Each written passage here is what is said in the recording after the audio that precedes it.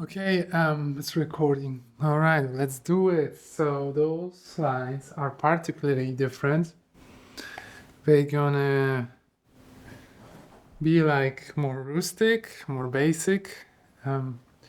Let's see the boldness of those lines and kind of trying to figure out the boldness of it. I think this brush is too thick, way too thick for what I was going for. So I'm gonna switch to something different. Yeah. Switch to smaller blush. Again, let's remember that this is a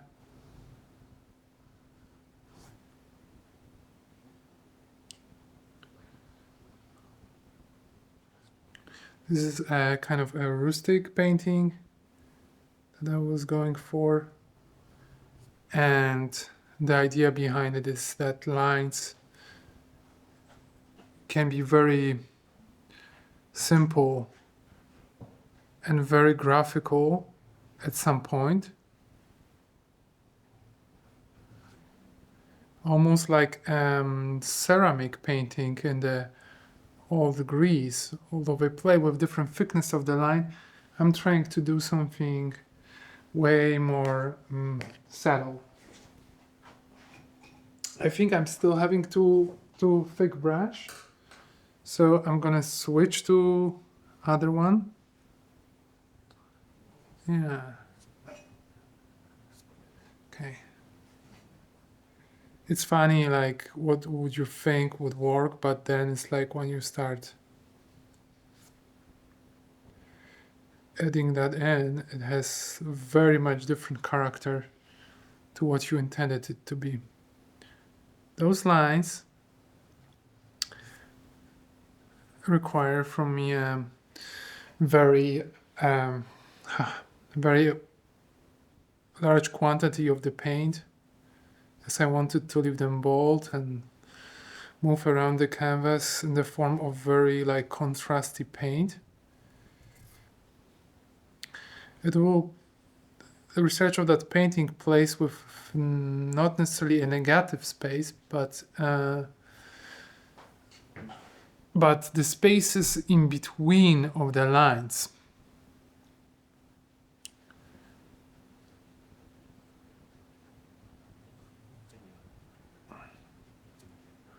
And what I'm trying to achieve through this painting is to find those spaces in between, rather the one that I'm actually painting with the brush. And hopefully through this exercise, I'm gonna find something that is looking quite sculptury, you know, because of the thick paint creates a higher surface.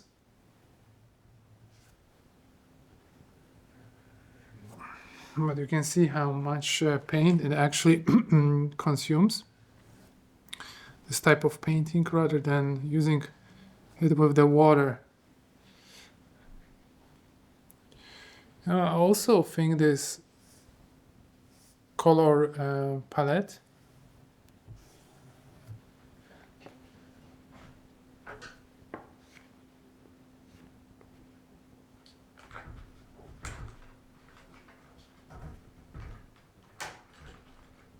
is very much earthy in its tonality, and it creates like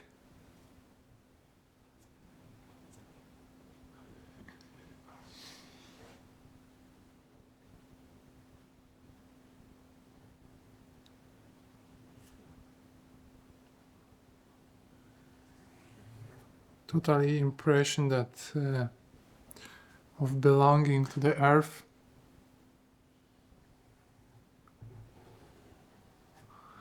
This is not the only type of the paint that I'm gonna do this bold. After all, in the end, I'm gonna put the layer on top of it for exercise to have that effect as if somebody didn't really enjoy that, and they painted over with their own paint as a form of decoration.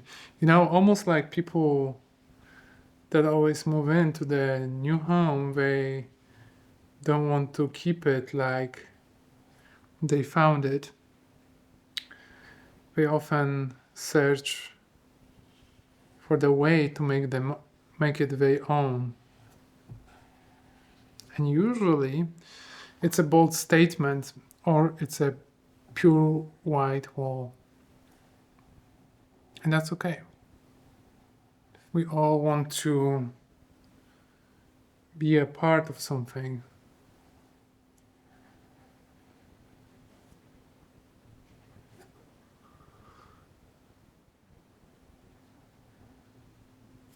I also wonder if I could do this painting, particular one, with the marker,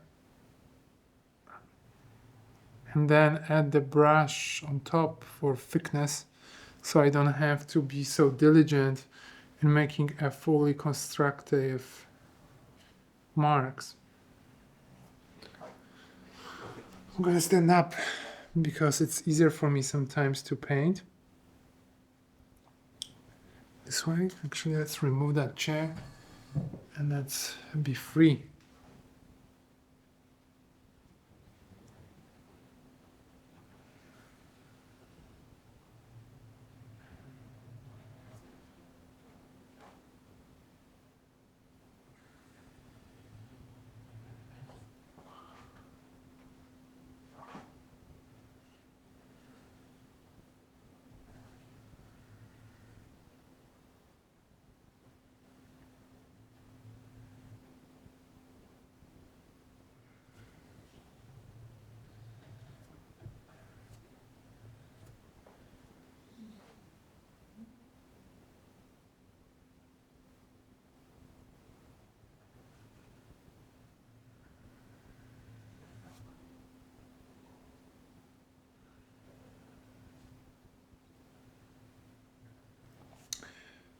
I had this thought that, in our history of making art, prehistory almost, when the art wasn't yet an outlet for making a business, but it was like tool for mostly a communication, which I deeply enjoy, a form of private language. But in this private vocabulary, we work with the emotion and the color, which is a language that not necessarily you need to teach someone to understand. And that is a beautiful power of it. It's almost like a power of the gesture, right? And the power of the gesture is often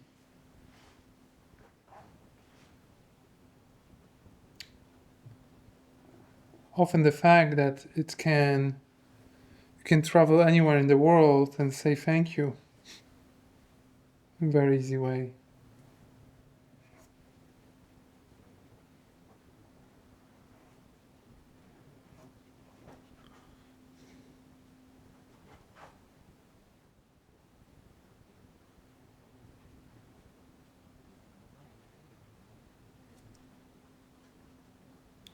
So how I like the idea of this painting going outside of my canvas, no matter if it's gonna be framed or not. To be completely honest, sometimes I think about the canvases, how they hang on the wall, and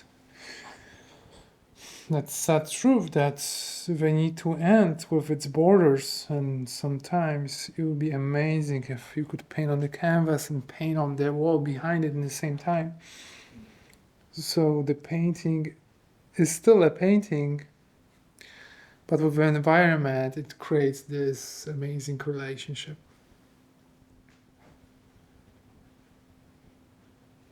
Anyway, coming back to the prehistory and how it was made by people for themselves or for other people. And I always enjoy that thought that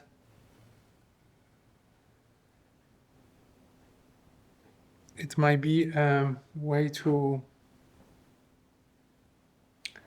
really look into art as a not only a quality output, but the fact that not everybody has a skill making art, aka like painting realistically, you know, but they do have a heart. You cannot deny that. And if you, for instance, go back in a time and you become a painter, yes, probably people appreciate the fact that you can make something realistically. But I think what is beautiful is like doing something without knowing how to do it. And just let your intuition guide you and translate something very simple. You know, there's as we are an adults or as a children, we learn as humans by painting as stick figures. It's almost a symbolic representation of what we find real. And as such, I'm looking at those paintings and I'm thinking also, do is my force, my universal force, even as abstract topic, needs to be real?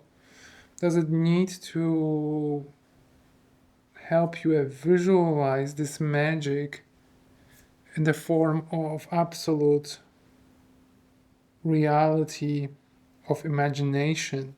So it's like a fantasy painting that you can really feel, right? Not feel, but really, you don't have to imagine much because it's in front of you. This painting is in front of you, but it hits different, you know? It will not tell you, yes, there's a glow to the painting. Yes, there is highlights to there's a dimension to it. It is very simple way of saying energy is all around us. It's almost like a driving symbol. Imagine if there's like places like Stonehenge and stuff like that of the prayer and you know, meeting, and people will like come from different places and try to meet there. What kind of sign will say this is a place of that magical gathering with its energy in the center? Like, that would be really cool to really create this symbolic thing on the other rock and say, hey, this is a pointer. This is where it all begins. So go here. Or you are halfway. Or if you don't know what it is, it's a place of gathering. You know? That's why I also come from graphic design perspective, from graphic design background. I did study it too. And there's beauty and the beast in graphic design. The beauty is the fact that it's simple to understand. The idea is that simplicity is the king, but so the communication can take really fast. That's called effective design. When people don't need to think what they need to do, it's just guided by a visual vocabulary, so it's simplistic. But the beast part of it is that it is so simple sometimes, and you cannot make this magical realms because that's not the point. It's not the point for people to stop and wonder. It's only a point to understand quickly. So I kind of see benefits in all approaches, in the simplicity and the detail. And this exact research is about finding the middle ground between all of that. What would that mean to do something simple yet complicated. What would maybe something different? Let's rephrase. What would make something so simple yet stop someone to think? Now that's beautiful. Listening to the disciplines, listening to the heart, listening to the brain. Find the hope, find the wave. There's hidden treasures in every space. You just need to unfold it and find the way. The hidden dimension, A, B, C, D, E, alphabet of possibilities, indeed.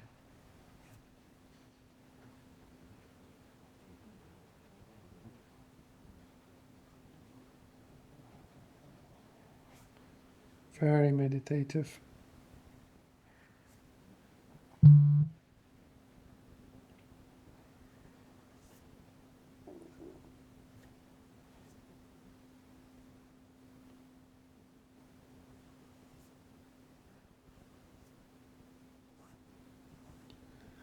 I like this idea of not giving up on the styles, not giving up on the approaches, not giving up on yourself. Even though you might be not right.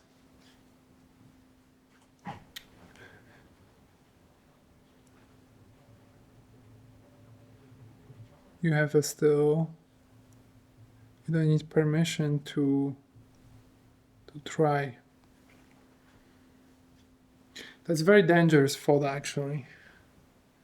Can be interpreted in so many ways but the life itself is also very dangerous. As there's infinite possibilities of what would happen right now. But in art, like real art, safety is an illusion.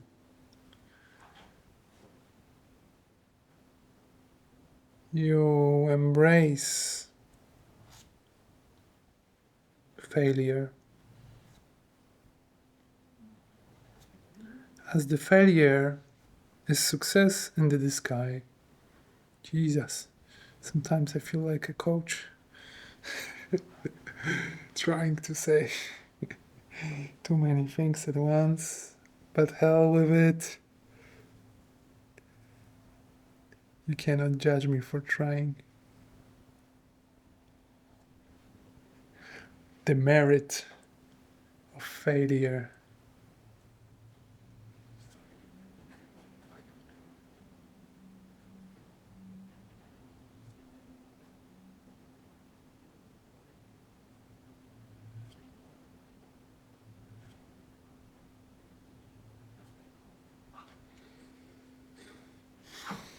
Okay. I'm listening to the painting right now. Sometimes I'm talking with it when I'm by myself, especially. All the paintings talk to you. It's not that I'm its master, it's rather a beautiful dance between two of us. Especially when it comes to entering different realms in paintings. It's more like a guiding intuition. I love it. It's very, very soothing, you know? It makes you understand the concept of the joy.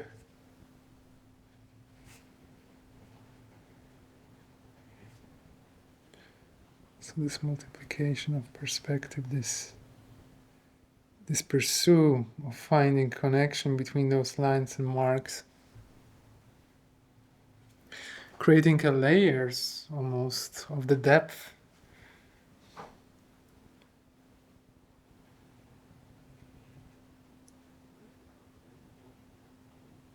Oceans high, mountain deep.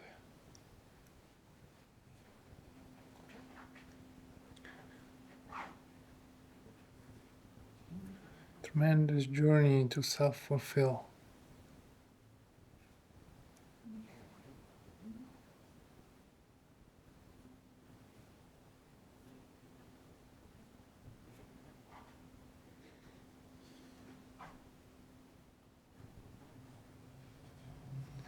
The part that makes this type of style interesting is the one thing we need to embrace while doing it. I learned that before. It's not the style that guides me, it's rather the intuition still.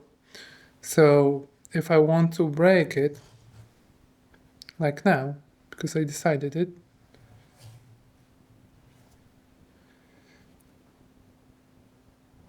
right, this is an act of defiance.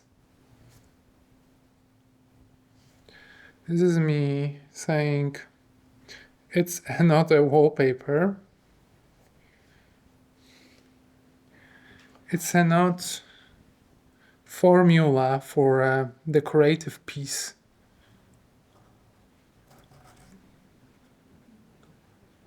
It's a living being that was created by a living being.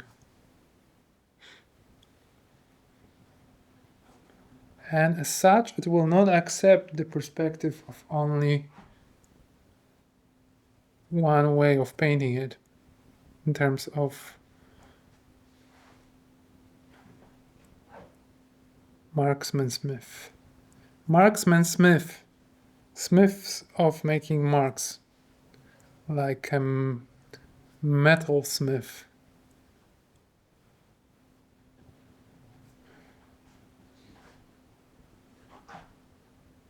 I think there's something in this painting because the more I explore, the more I feel like you could center the compositions around a different type of those swirls, you know? You can guide people. For instance, my quick take now, if I look at it, let me just finish a couple of marks and I'm gonna be with you.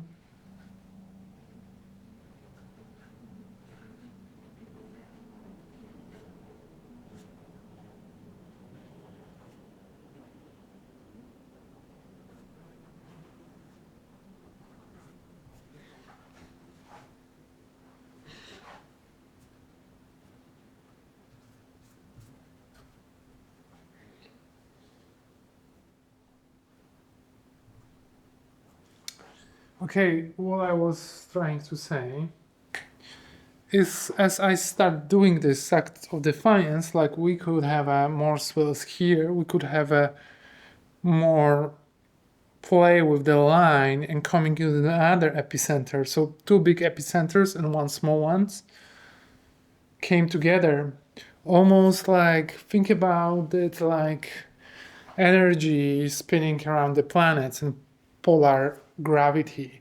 When one things attracts each other, what if the lines would have a designated planets and that energy will show itself to the spinning in these epicenters? But it's not only energy that is in play because there's more into it than just a couple of planets. There's this void that dances as it is visible as a form of this black space that is an illusion. Because black is never black. It just seems black. Because we cannot see everything. Or can we? Anyway, yeah. This is good. I think this is a good moment to stop with this one and just let it dry. Once it dries, I'll come back to it and do this.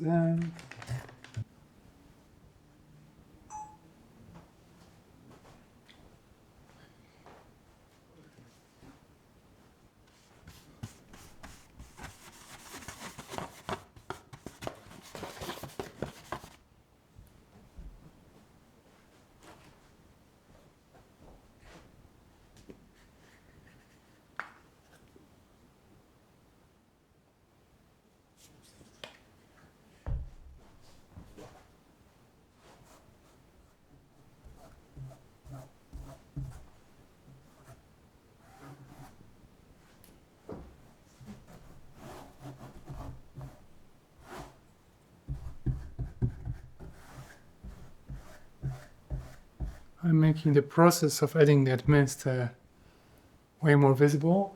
Let me check if it's all recording well. Yeah, I think so. Oh shit.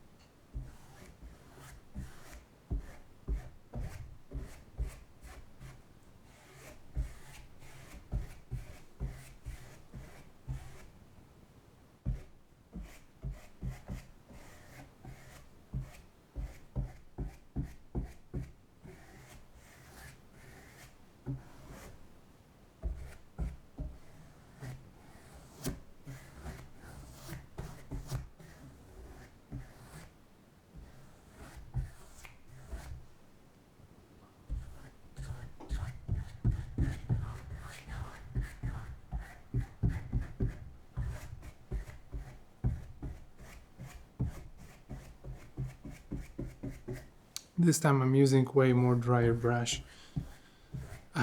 Also, you can see me tilting my head left and right because I don't know, it's kind of funny thing. Switching a perspective, it's almost like rotating painting 4 or 5 times. That creates slightly a different like perception of what you paint.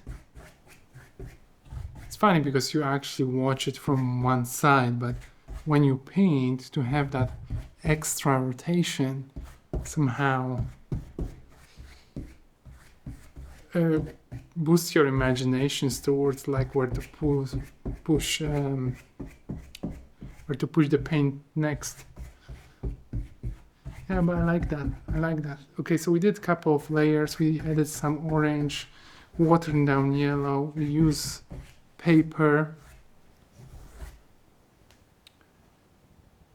And there are elements that this yellow is almost like covering that paint altogether, which I very much like. Kind of want to be that. I want to have that cover.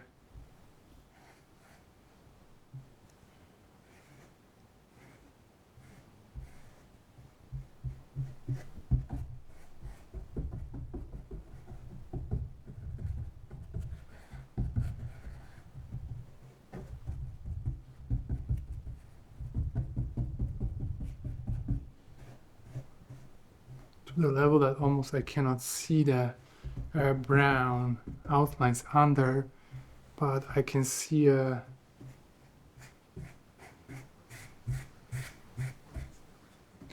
only a relief part of it, the structure coming out.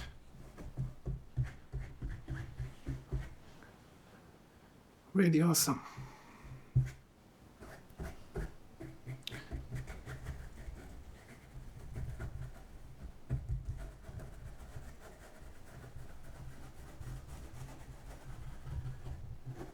I also don't want this to be like such a condensed paint mark in form of like separation. So I want to merge those spots also, so it feels more solid. Kind of gives it a little more polished, professional look to it. Almost like I wrote it in the stone that was further covered with paint because the sign was there for already 5,000 years and next generations came and want to cover it while the others came back and want to clean it up to see what's under. And through the dance of that, we have a final piece that flows with the time. And I like that. I like that a lot. I don't see that yellow vibe anymore. Sorry, this greenish vibe that I had before.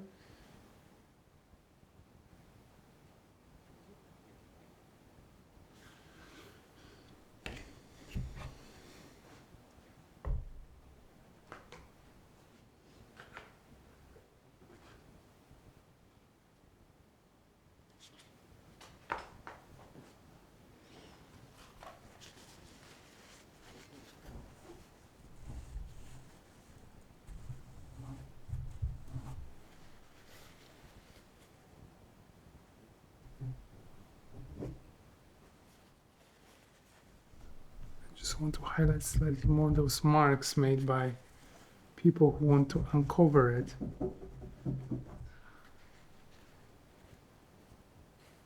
So they take the wet piece of fabric and they like, what is under it? Is there some hidden symbols, hidden language? It's reverse archaeology. But not in a cheap way, in a kind of honest way, playing with imaginations and feelings.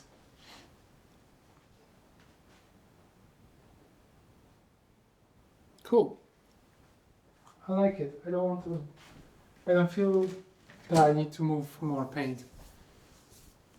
I think this is good. I think needs to dry for a little bit and we are ready to hang it.